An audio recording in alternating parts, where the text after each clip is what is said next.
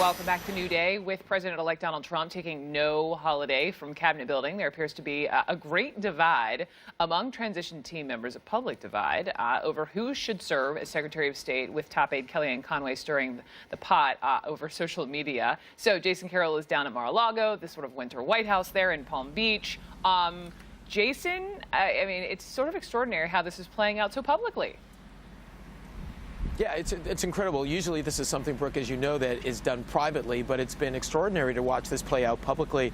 A number of folks still have not forgiven Mitt Romney for being so very critical of Donald Trump during the campaign, and that's why they are now supporting Rudy Giuliani behind the scenes and in public for Secretary of State. Kellyanne Conway weighing into the debate publicly. She tweeted about it yesterday, saying, receiving deluge of social media and private communication regarding Romney, some Trump loyalists warn against Romney as Secretary of State. Conway, for her part, Brooke, saying, look, all she was doing is saying publicly what she's been advising both President-elect Trump and Mike Pence about privately. Brooke? All right, Jason, thank you. Let's start there with CNN political commentator Matt Lewis and politics editor for TheRoot.com, Jason Johnson. Good morning. Morning. Morning. Matt, let's start with you. You know, when you look through some of these Kellyanne tweets, the word loyalist jumps out at me, the word betrayal. This is all playing out. Subtle, very subtle. Very cool, very subtle. Right, yeah. What's happening here? Well, I think there are two possibilities. One possibility is that she's freelancing, that this is her doing something that in itself is remarkable. In politics, there's always been this distinction between who the principals are and who the staffers are. So principals are people like presidents and secretaries of state. They are seen as at a different level than the staffers. Staffers are sort of hired help that are to be seen and not heard. And so if Kellyanne Conway is doing this on her own to sort of, advise President-elect Trump through the media, that is something that would have been, in years past, really frowned upon. You can't imagine, like, Dana Perino dissing, Bolton, during the George W. Bush administration publicly. There's also the chance that this is actually coordinated, that Donald Trump is trolling Mitt Romney and toying with him, and that Conway is actually doing this, with Trump's imprimatur. I don't know.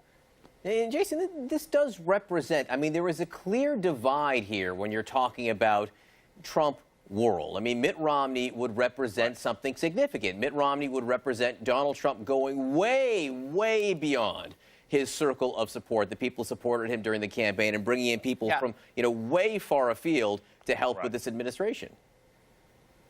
Well, yeah, and that's why he'd be sending him out of the country, right? There's an element to this that you sometimes see when someone is elected president of the United States. They may choose some of their most vocal critics who are still within their party and give them prominent positions that will take them out of Washington. What did President-elect Barack Obama do? He took Hillary Clinton, who had been one of his biggest critics, made her Secretary of State, and told her to get out of the country.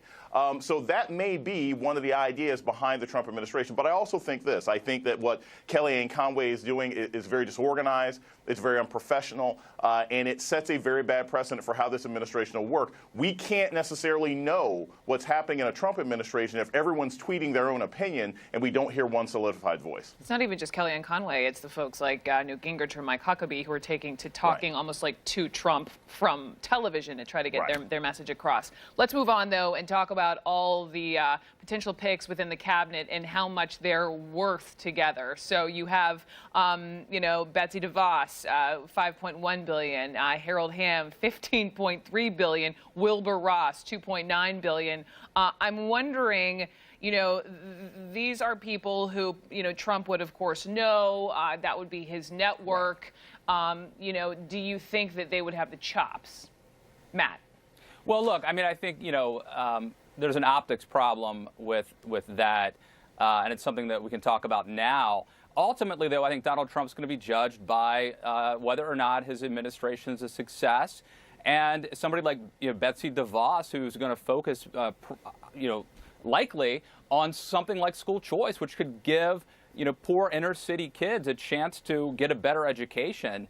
That's going to, in the long run, I think, overcome how much the fact that she's a billionaire or whatever. Jason, why are you shaking your head?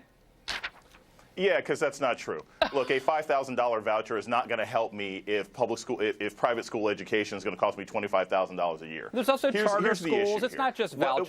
Here's the issue. Here's the issue here. What we're actually talking about is the fact that Donald Trump said that he was going to put together an administration of the forgotten man, and he's putting in a bunch of billionaires. Now, whether or not they do a good job or not, we don't know because he hasn't been put into office. But I can tell you right now, this is not what he campaigned on. And that is extremely problematic for the men and women out there who are working.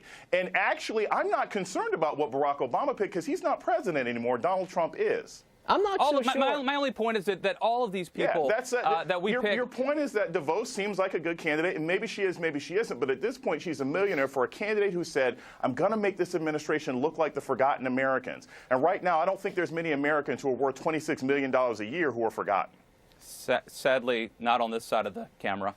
I wish. No, Go ahead, look, my point is that we're talking by definition about elites. You are not going to name somebody, your Secretary of State or even Secretary of Education, who's making minimum wage. Whether you're Bill Clinton or Barack Obama or Donald Trump. Does it matter that they're worth $20 million instead of 10? Like, is that a big difference? I don't think so. They're not like me. They don't, you know. No. That's not the issue. The issue at its core, like I said, we will see what this administration ends up doing. But if you spend your time saying, look, there are forgotten people. Look, you're trying to tell me that there's not a local Secretary of State. You're trying to tell me that there isn't somebody who's a state director of the Republican Party who's not a millionaire who actually knows about education. There are tons of conservative activists out there and men and women who are concerned about making this country great again, which is what Donald Trump ran on, who aren't some of his billionaire crony friends. That's really simple. America is full of talent. We should see those people. He's good at finding them. He had a show all about it. All right. I appreciate the disagreement, gentlemen. Matt and Jason, thank you so much for joining. To be fair, when I was looking at previous appointments, even President Obama, he selected a billionaire entrepreneur as Secretary of Commerce. Penny Pritzker. There's a lot of rich people who end up serving in government right now. I'm not sure it's so uncharacteristic of what Donald Trump promised here. I mean, these are people who who made their fortunes, and he said he would rely on them. I don't know if America cares or not. There's a lot. I don't know. We'll see.